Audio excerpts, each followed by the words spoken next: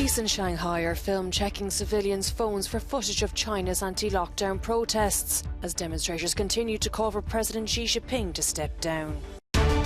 Utility crews in Ukraine scramble to restore power as temperatures drop and Russian strikes continue.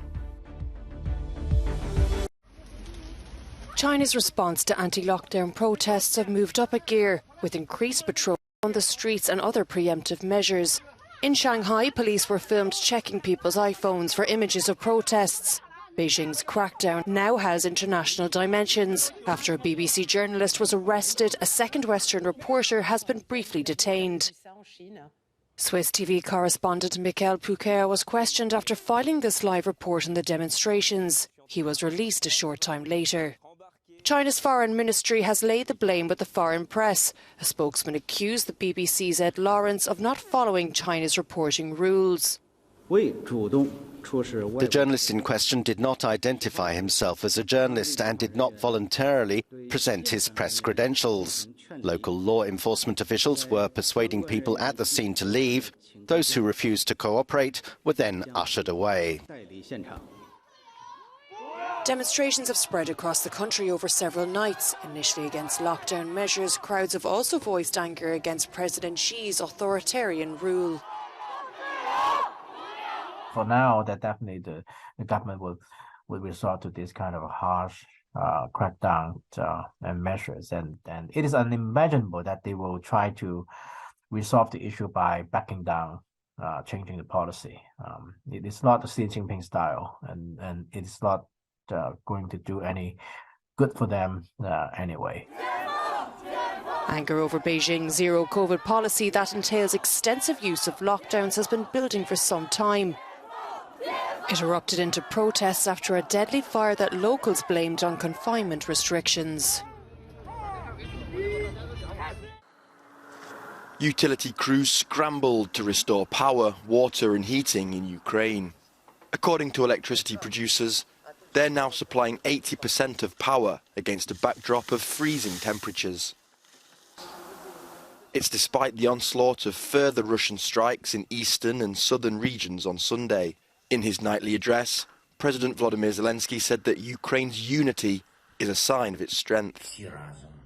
He said that together and helping each other, we will pass this challenge of war as well this winter, this Russia's attempt to use the cold against people. Meanwhile, the Belgian Prime Minister visited Bucha and Borodyanka. Alexander De Croo had a look at the largest mass grave discovered in Ukraine, with more than 450 bodies. If you've seen this, then I cannot imagine how you're going to negotiate with Russia, he said.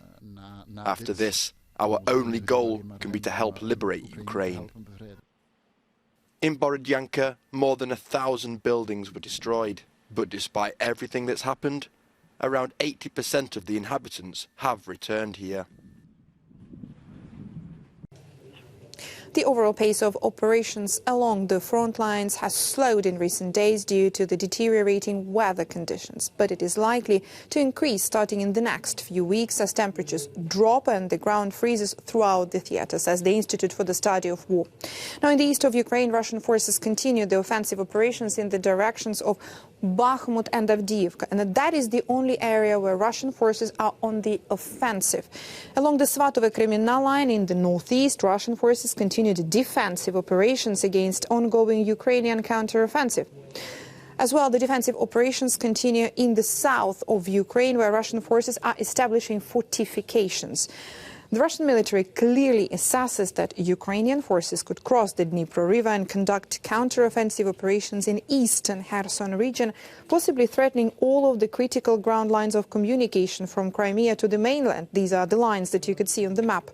So they have been digging trench lines and concentration areas in eastern Kherson since early October in obvious preparation for the withdrawal from the west bank of the Dnipro River and Kherson city. Now, the UK Defence Ministry in its intelligence update says that that the city is vulnerable because it remains in range of most of Russia's artillery systems, now firing from east bank of the Dnieper River from the rear of newly consolidated defensive lines. But according to the Institute for the Study of War, Russian troops are preparing either to defend in depth or to conduct operational or strategic delay operations. They clearly do not expect to be able to prevent Ukrainian forces from getting across the river, nor are the Russians prioritizing defensive positions to stop such a crossing. This is how Joe Biden tries to style himself, as champion of American industrial ingenuity and as protector of American interests. But it's creating serious friction with his European allies. The Inflation Reduction Act that Congress passed earlier this year subsidizes green technologies made in the USA, like electric cars, energy-intensive industries, and renewables to the tune of $370 billion. But the European Union is crying foul. Brussels fears that EU companies are being shut out of the US market in a blatant twist of international trade rules. What we are asking for is fairness. We want and expect European companies and exports to be treated in the same way in the US as American companies and exports are treated in Europe. The Inflation Reduction Act comes into force in January. It's why a joint EU-US task force has been negotiating possible exemptions for European companies for weeks now. But so far, a deal remains elusive. Experts are more than sceptical that a compromise can be found, given that the US has long thrown free trade principles overboard, and Europe isn't in the strongest of positions. The last thing we want to do right now, the dumbest thing we can do, is to start a trade war, because we're in a weak position. That's simply the reality. I think there could be a case in a targeted, limited manner to allow a more lenient use of subsidies, public subsidies, towards the green transition, to ensure that it happens as soon as possible and to ensure that European businesses are able to fully compete.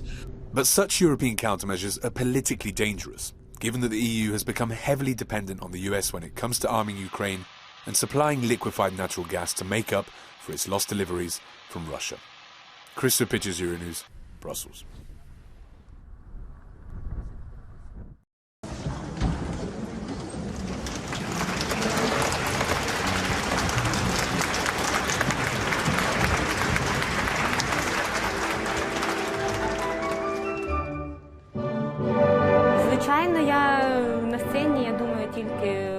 On stage, I only think about how I am dancing, about the character. War thoughts don't interfere.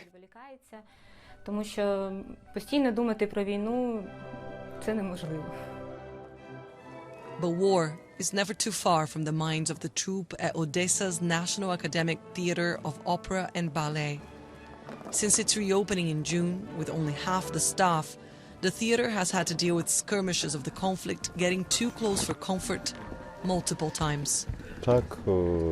Декілька разів під час вистави. Several times during performances there were air raids and rockets exploded over the roof of the theatre. Взорвалася ракета. Це було дуже важко. It was very scary. Хвилювались. The artists got worried, but after the end of the air raid, the performance continued.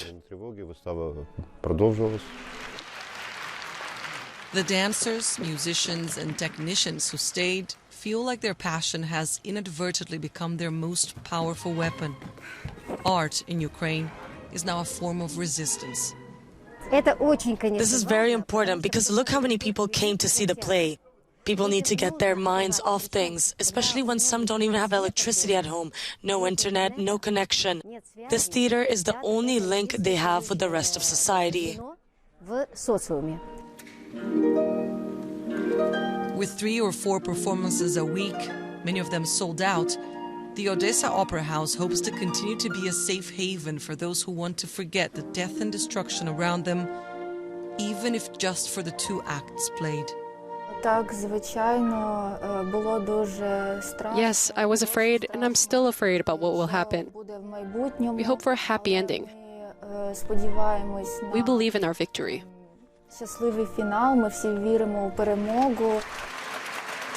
Annelies Borges in Odessa for Euronews.